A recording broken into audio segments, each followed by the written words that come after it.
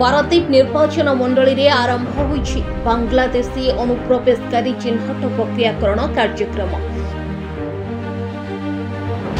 प्रशासन पक्षर प्रथम करी पारादीप म्युनिसिपालिटी 3 नंबर वार्ड रे थिबा बांग्लादेशी माने आधार कार्ड रो नकली कॉपी पारादीप आदर्श थाना रे दाखल करुछंती।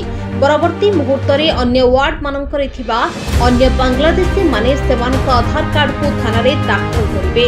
समस्त कागज पत्र दाखल होई सारिया परे सरकार गाइडलाइन अनुसार सेमानक आधार कार्ड को जांच करा। जांच प्रक्रियाकरण सरिबा परे सरकार परवर्ती निर्देश आसिबा परे प्रशासन पक्षर कार्यानुष्ठान ग्रहण करा जिवो बोली सूचना मिलिछि। Bureau report news prime Odisha.